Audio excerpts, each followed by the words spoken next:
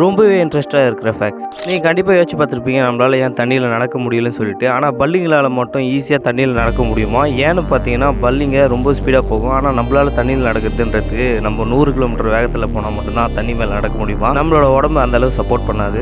Morgan அப்படிங்கிற இந்த ஒரு பொண்ணு எந்த தீம் பார்க் போனாலும் அவங்கள வந்து உள்ளே சேர்த்துக்க மாட்ட சொல்லியிருக்காங்க. ஏன்னா அவங்க வந்து கொஞ்சம் மனநிலை பாதிக்கப்பட்ட மாதிரி இருக்கிறது. இந்த மாதிரி எந்த தீம் பார்க் போனாலும் அவங்கள வந்து ஒதுக்கி வச்சிருக்காங்க. இதெல்லாம் பார்த்து ரொம்பவே அவங்க அப்பா வந்து கஷ்டப்பட்டு அவரோட பிஸ்னஸ் மொத்தமே வித்துட்டு அவங்களுக்காக ஒரு தீம் பார்க்கே உருவாக்கியிருக்காரு. 400 கோடி ரூபாயில் உருவாக்கின இந்த ஒரு தீம் பார்க்கை டிசபிள்டான பர்சனுக்கு மட்டுமே உருவாக்கியிருக்காரு. என்ன கேட்டால் இவர் ஒரு பெஸ்ட் டாடுன்னு தான் சொல்லுவேன். நம்ம இந்தியாவில் 22 கோடி பேருக்கு பிளட் ப்ரெஷர் இருக்கு. இதனால வந்து நிறைய பேர் உப்பு வந்து சாப்பாட்டில் அதிகமாக கலந்து சாப்பிட முடியாது. ஜப்பானில் இதுக்கு ஒரு தீர்வு கண்டுபிடிச்சிருக்காங்க. இந்த ஒரு ஸ்பூனில் பார்த்தீங்கன்னா இந்த மாதிரி பிளட் ப்ரெஷர் இருக்கவங்கலாம் வந்து சாப்பிட்றதுக்காகவே ரெடி பண்ணியிருக்காங்க. நீங்கள் சால்ட்டு கம்மியான பொருளை இந்த ஸ்பூனில் சாப்பிட்டாலும் சால்ட்டு கரெக்டாக இருக்கிற மாதிரி இந்த ஸ்பூன் ஃபீல் பண்ண வைக்குமா? இதனாலே ஜப்பானில் இந்த ஸ்பூன் நிறையவே யூஸ் பண்ணிட்டு இருக்காங்க.